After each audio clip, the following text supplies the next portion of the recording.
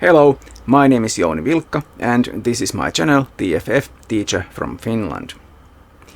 You will probably agree that murdering your neighbors to steal their art collection is morally wrong. Harming other humans without a very good justification is generally considered evil. Even harming other animals, which was the topic of my previous video, is considered wrong by an increasing number of people. Most would at least accept that gratuitously harming other animals is wrong. But can this be taken further? Should we consider nature in general as belonging within the scope of morals? Imagine, for example, a mining corporation digging for gold and other valuable minerals, polluting the environment in the process. Is that wrong? Is it wrong because it harms other humans living in the same general area, or is it wrong in some more fundamental way? This is the kind of thing discussed in environmental ethics, the subject of this video. Before delving further into the subject, I want to ask you to consider subscribing to my channel and clicking the thumbs up button. Humans are the only moral agents we know of. We can think of and discuss ethics, try to figure out how we should or shouldn't live, what we ought or ought not do.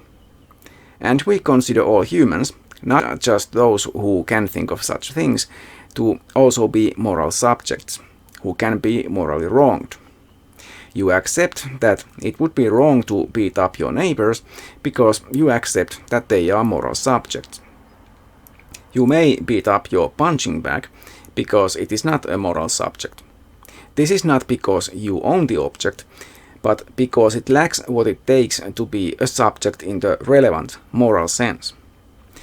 What exactly that sense is may not be universally accepted yet, but it has been strongly argued by scientists that what matters is the ability to suffer, to experience things like pain.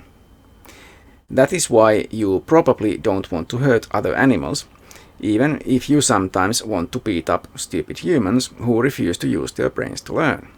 Or is it just me? But what about plants? I already explained previously that as far as we know, they do not suffer. They are not sentient. So, does that mean I can cut down a tree on my own land? Or a whole forest that I legally own?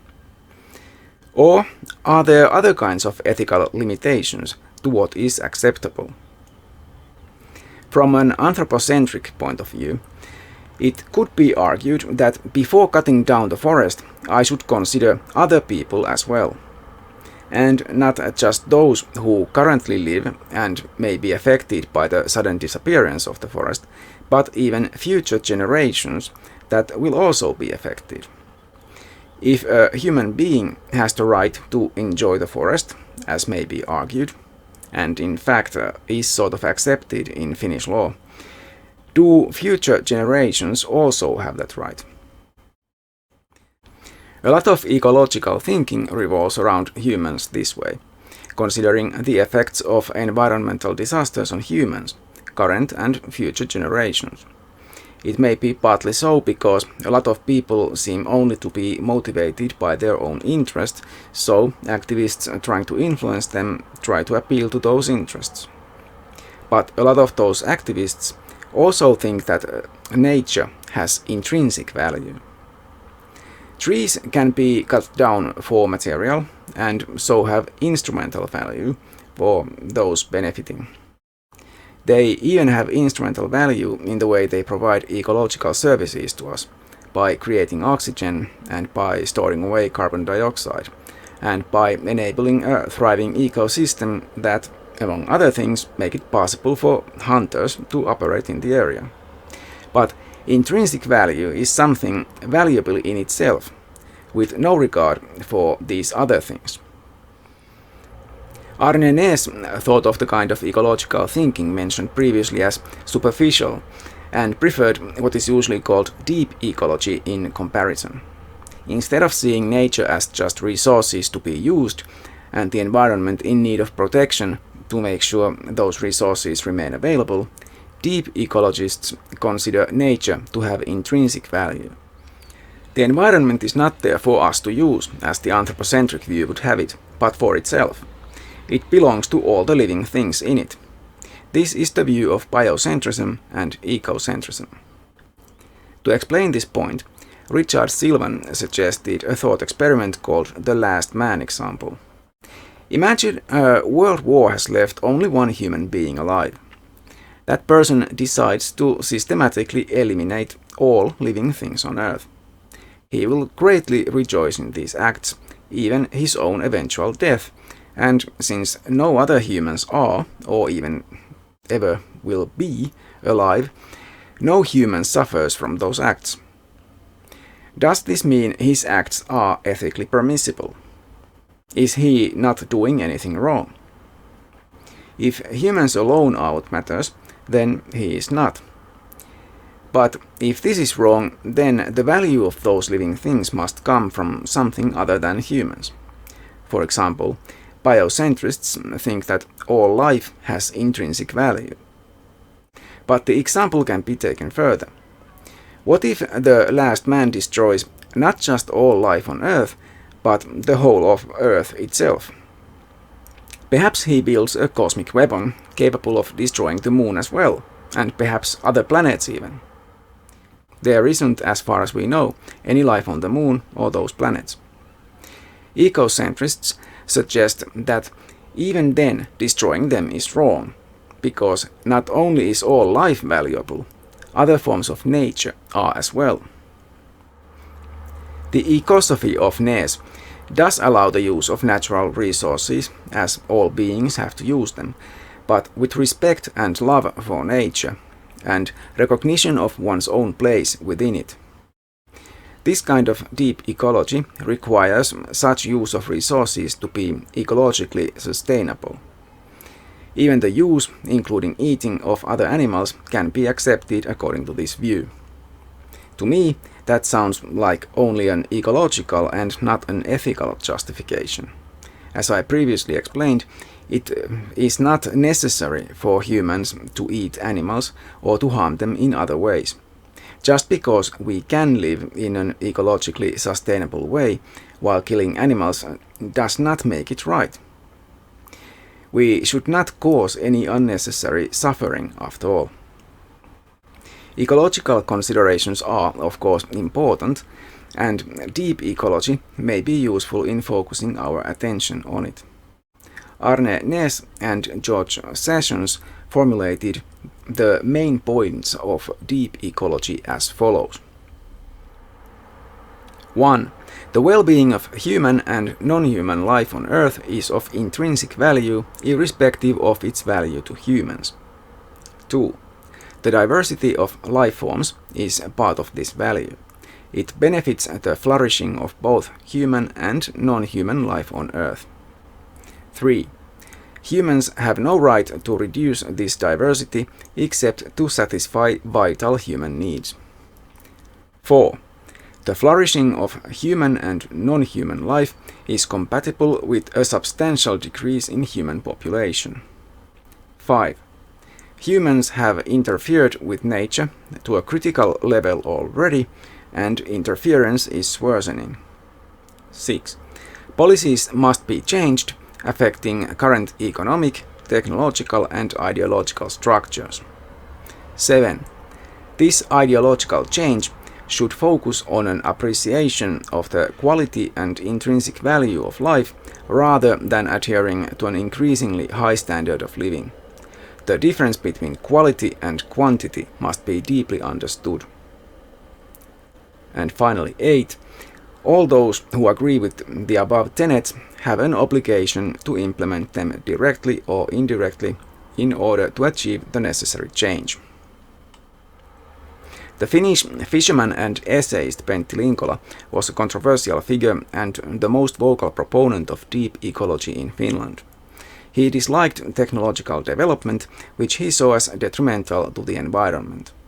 He demanded radical social changes, from abandoning individual car ownership to reducing the number of humans on Earth. In case the reason for desiring fewer humans on Earth is not obvious, think about the amount of resources a single one of us requires in just 1 year, and how much waste or emissions we cause, and then consider how insanely huge the number of us humans already at present is. Take a look at this graph by the UN, showing how the population has grown immensely in less than a century. The graph also includes a range of estimates for the future, roughly the next century. What you need to realize is that the human population was for most of the time in the past pretty much the same. Our species may have been around for about 300,000 years. Still, in around 10,000 BCE, there were only a few million of us. This graph by Our World in Data shows how this began to change during the last few millennia BCE and practically exploded in the last century.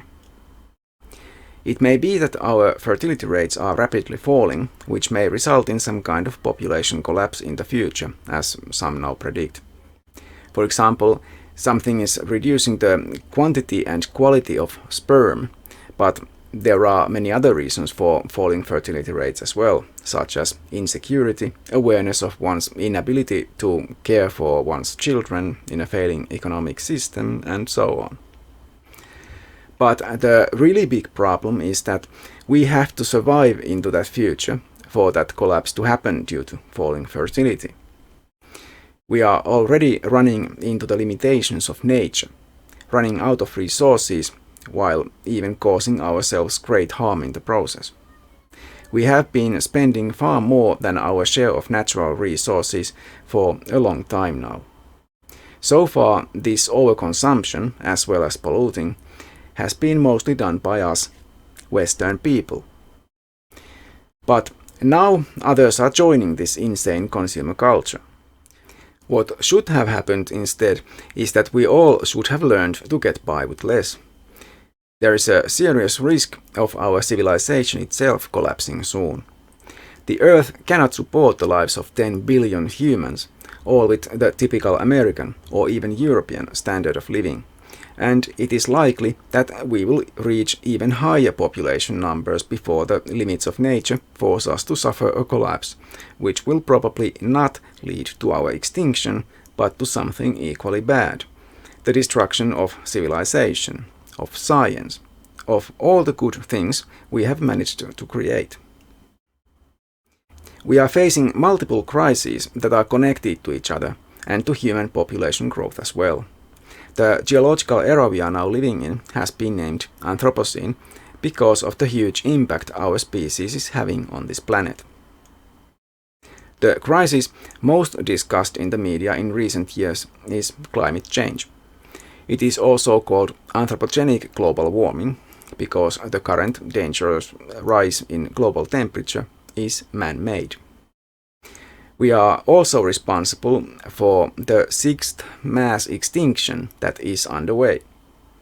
These extinctions are events of such magnitude that us short-lived humans have difficulty grasping them.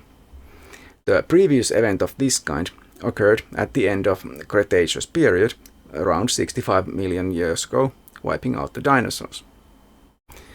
This should give you some idea of how big a phenomenon we are talking about.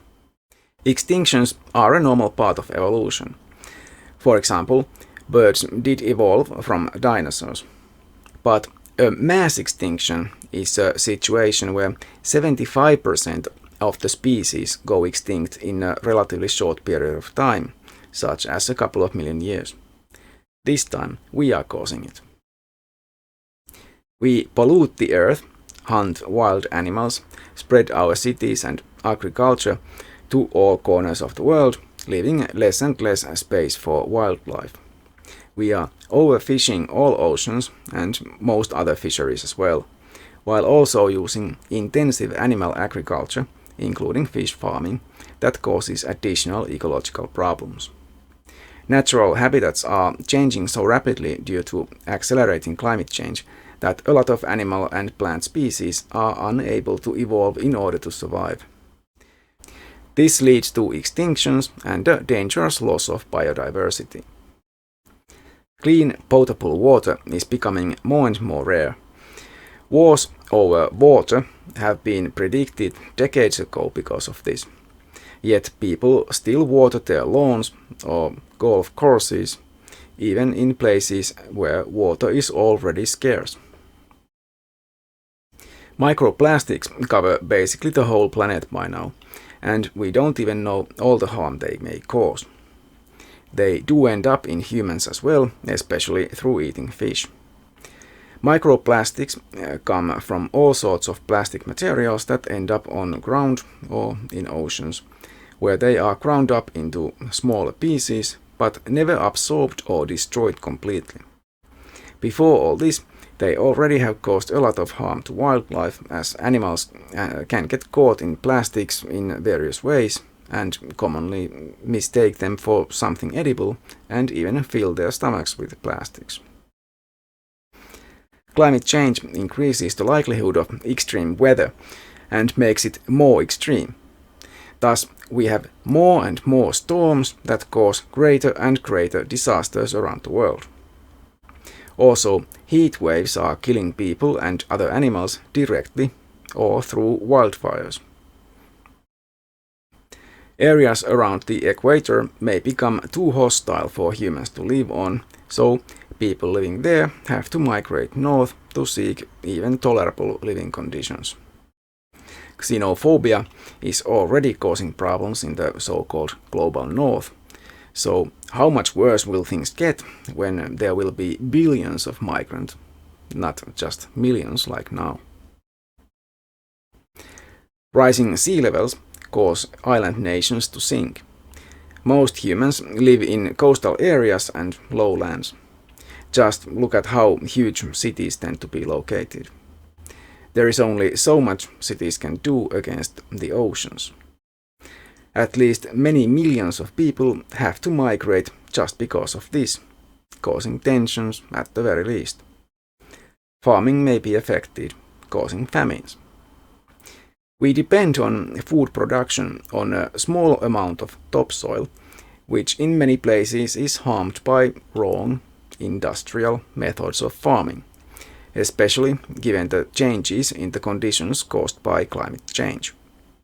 Erosion by runoff during heavy rains and strong winds are two ways we are losing topsoil, the first also related to polluting groundwater.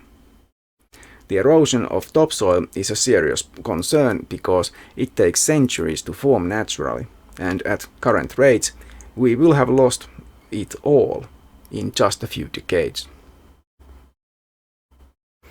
There may be tipping points that will speed up the acceleration of climate change, and we may already be passing some of them. For example, as the permafrost in Siberia melts, methane and carbon dioxide are released into the atmosphere, speeding up the heating process. As glaciers melt, they no longer reflect sunlight, allowing more heat in, and so on. The point of these tipping points is that once passed, the changes may be irreversible and catastrophic. We are also running out of many basic resources, like sand, which is necessary for making concrete. New sand is already being made by crushing bedrock. To me that sounds insane. Oil and gas are getting more and more difficult to access, causing their prices to go up until it becomes economically pointless to use them. Of course, we should have stopped using them decades ago for environmental reasons. Oil companies knew about their role in climate change a long time before it became public knowledge, and spent a lot of money to sow doubt about it in order to keep making money.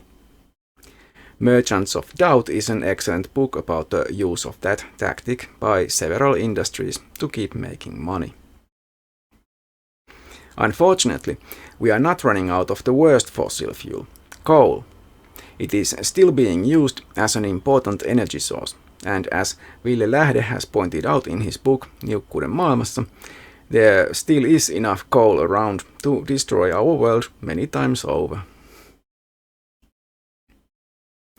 Ecological issues are mostly studied by natural scientists such as biologists and climatologists, but also by environmental philosophers, who try to understand the causes and connections between these problems and our worldviews and our relationship with the rest of nature. Environmental ethics is part of this branch of philosophy. Now that we understand how our cultural practices are affecting the natural world, ethical questions must be raised. Should the current encroaching on wilderness by farmers, in order to create more farmland and pasture, for example, be prohibited? Should this be done in a just manner? Do the farmers deserve compensation for not bulldozing the rainforests? What kind of duties should be imposed on companies that mine or cut down trees for resources? Should private citizens be restricted in their methods of traveling by banning flying, luxury cruises, and perhaps even private car ownership? Should people be incentivized or even forced to reduce meat consumption and favor plant-based diets? As I have previously explained, this could be based on ethical considerations regarding the animals, but it could also be argued that ecological reasons alone suffice. Meat consumption is one of the major causes of climate change.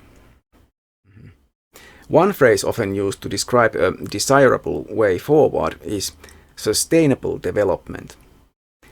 It is usually understood to include at least 3 different types of sustainability. 1. Ecological. 2. Economic, as well as 3. Social and cultural sustainability. The idea, or at least hope, is that all these requirements could be met. The first means that the methods of exploitation of resources and consumption in general do not lead to the depletion of those resources, or to ecological catastrophes. The second means that the methods can be continued to be used economically successfully. For example, fishing can be practiced only as long as the fishery is not being overfished. If that happens long enough or effectively enough, there will be soon no fish left, and so fishing can no longer continue. The business is over. Social and cultural sustainability means that the practice does not harm local cultures and societies, or cause social problems like forcible displacement or loss of livelihood. Commercial fishing by big corporations does these things by overfishing and leaving fishing villages without their main sources of food and money. People can be forced to look for work far away, causing whole communities, even cultures, to disappear. The point is that it is up to us, especially Western people, to do something about those problems. Our choices matter, and we can make a difference. There are public, communal, political actions, as well as private actions we can take.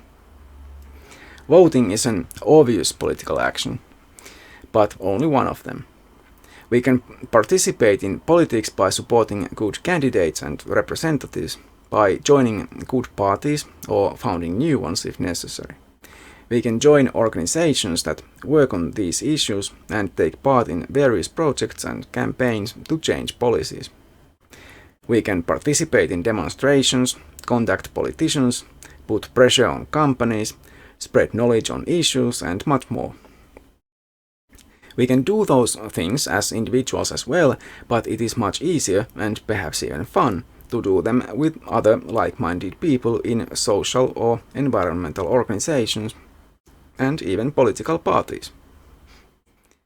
Things we can do as individuals include trying to be a responsible, ethical consumer. We have to eat and probably buy stuff, but we don't have to allow advertising to choose what to do. We can, first of all, make sure we don't unnecessarily buy things, and try to buy as few things as possible.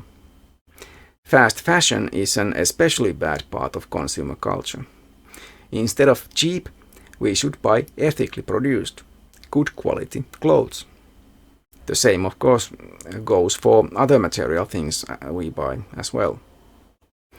For example, avoiding plastics is a good idea. We shouldn't wash our clothes too often either, because it takes a lot of energy and using detergents puts a strain on water purification. We should repair things as much as possible, reuse them if we can, and finally recycle them instead of just throwing them away. We should avoid using energy and make sure what we do use is produced in a sustainable manner, not by burning fossil fuels, for example. We should walk and ride bicycles as much as possible and use public transportation if necessary. In many places, cities are poorly planned and public transportation may be limited, so political action is required to make these options more easily available. Private cars, even if they are electric, are a waste of materials and energy and even space. Streets and car parks require a lot of materials to make and cause a lot of emissions to make as well. Any attempt to change anything is usually met with resistance. Some think it is hopeless because we are already doomed and so prefer to just enjoy their lives while they can. This is a lousy excuse and shows weakness of character. It is a loser's attitude and a self-fulfilling prophecy, as you will definitely fail if you don't even try. It may well be that we will fail in the end, but I'd rather die fighting than just give up. Also, many things have been going in the right direction, so there is some reason for optimism. For example, education seems to lower fertility rates and increase awareness of these issues, and poverty has been reduced greatly in recent decades. Plant-based diets have become common, at least in the West, and it is getting easier to get people to try veganism. Also, climate change denialism finally seems to be becoming a thing of the past, and science may be getting through to more people. Some think that ecological problems will all be solved by new technologies, or that it would cost too much to do the things required. Both of these attitudes lead to not doing anything about the problems. The first is an overly optimistic attitude that isn't really warranted. Sure, new technologies might end up fixing some problems, but we cannot know that such solutions will be discovered, especially fast enough. We can only work with what we know, and we have to implement the solutions we have available in the present. The argument about solutions costing too much is stupid because the cost of not solving the problems is much greater. And money is useless after the fall of civilization anyway. I guess that's all I had to say this time. If you want to add something, let me know in the comments below. Bye for now. If you wish to support my channel, please click thumbs up, subscribe and share my videos. Any comments on the videos would also be welcome.